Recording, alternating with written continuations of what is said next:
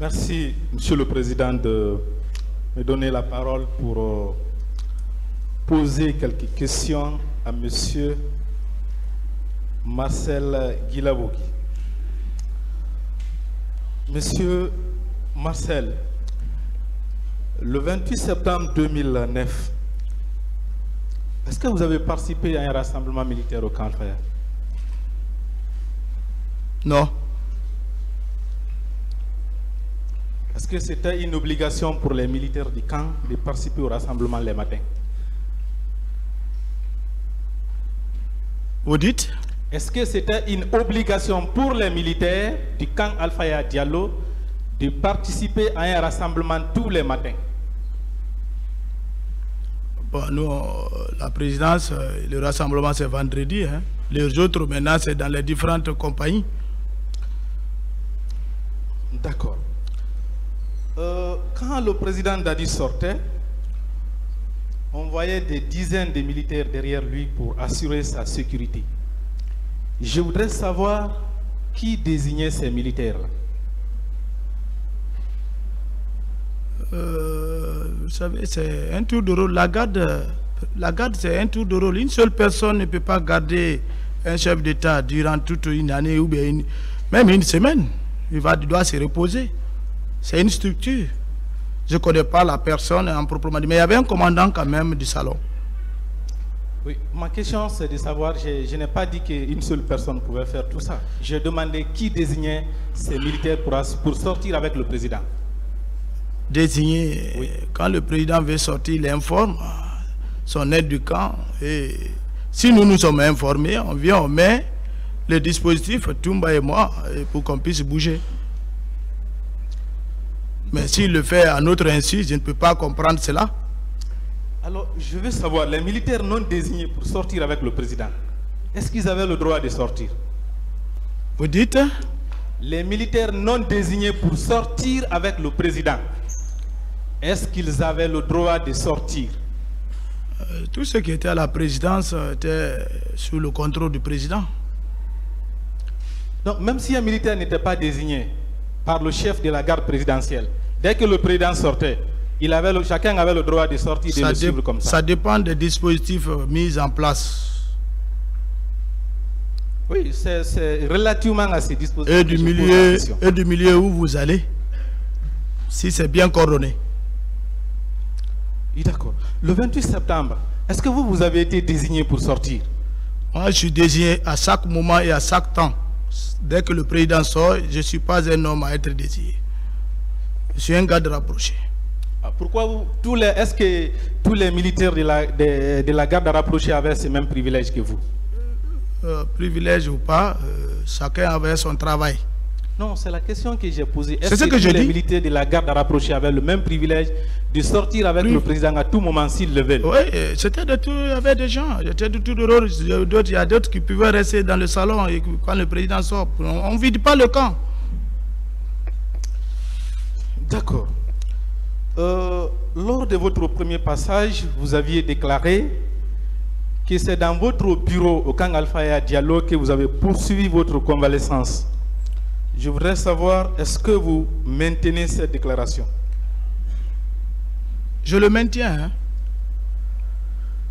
D'accord. Ce n'est pas un feu de la fausseté. Est-ce que vous aviez un garde-corps, M. Marcel? Un garde-corps ne peut pas avoir un garde-corps. Monsieur Cécile Raphaël là-bas a déclaré au juge d'instruction que vous aviez un garde-corps. Non. Est-ce qu'il y avait un militaire parmi les éléments de la garde présidentielle du nom de Oké? Qui? Oké. Est-ce qu'il y en avait? Oké, est-ce qu'il y en avait? Il y avait un Oké avec le ministre de la Défense. Ce n'était pas votre garde-corps? Non.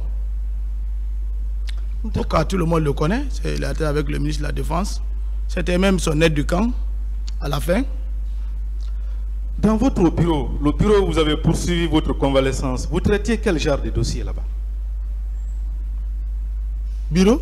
Moi, je n'ai pas de bureau. Mais vous avez dit que vous avez poursuivi votre convalescence dans votre bureau. C'est vous qui le dites, bureau. Mais vous avez Je confirmé. vais vous accompagner. Je n'ai pas de bureau, je ne suis pas service d'antidrogue ou bien commissariat.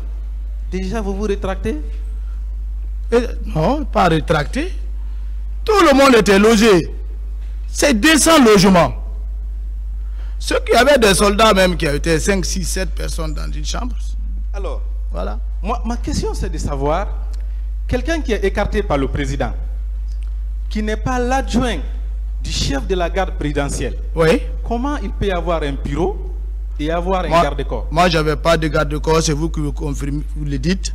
Et vous m'avez posé, je l'ai répondu. Vous continuez encore à... Le moment venu, vous serez confronté à M. Serafaye. Il n'y a pas de problème.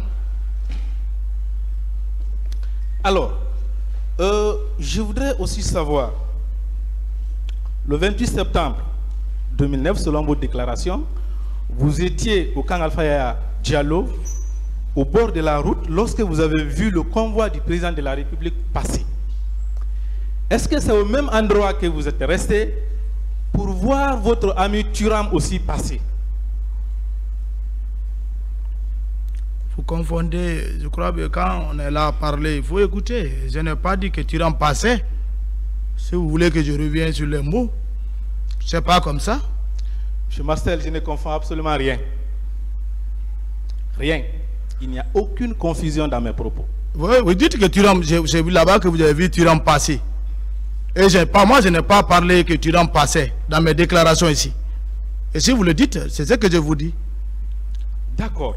Passer ou pas passer, est-ce que c'est au même endroit que vous êtes resté pour voir M. Thuram? J'ai beaucoup expliqué ça, je n'ai plus de réponse pour ça.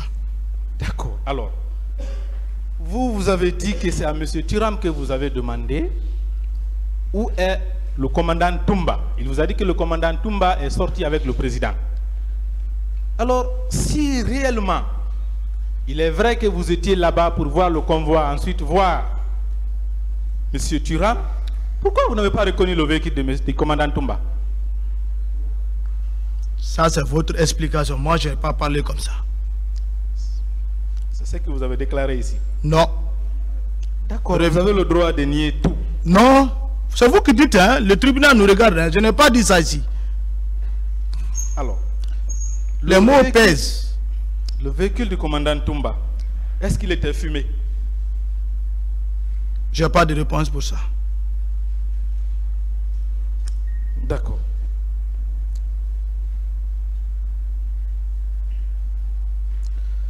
Vous avez déclaré à cette barre que lorsque vous avez vu le colonel Thiegro au stade, vous avez compris qu'il a mal guidé le président Dadis. Vous avez même dit que vous avez eu la rage.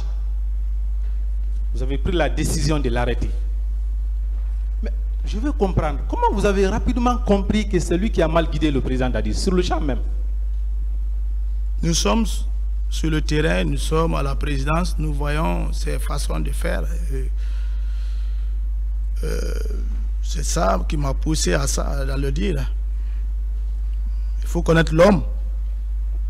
Nous sommes devant le tribunal. Il faut vivre avec quelqu'un pour connaître son caractère. D'accord. Ça veut dire que c'est à partir du stade même que vous avez compris que c'est le président Dadis qui est derrière ce massacre? Depuis le départ, la préméditation, les mots, voilà. Il faut résumer et tisser la conclusion. D'accord. Alors, je voudrais savoir, mon capitaine, depuis le matin, vous avez entendu le président Dadis donner l'ordre à son chef des opérations de massacrer les manifestants. Vous venez de dire que depuis le matin, vous avez compris à travers la préméditation.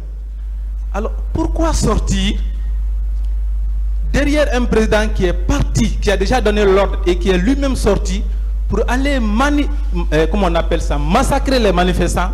Pourquoi sortir pour le protéger? Lui vient massacrer les manifestants, vous venez le protéger. Pourquoi? Bon, je n'ai pas de réponse pour ça. Je pense bien que les faits sont têtus. C'est maintenant qu'il faut se rendre compte qu'est-ce qu'il fallait faire ou pas. Mais mon devoir, c'est ce que j'ai accompli.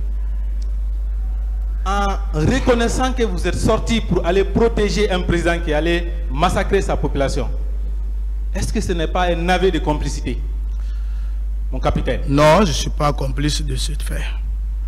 Je ne suis pas complice. Je suis loin de ça.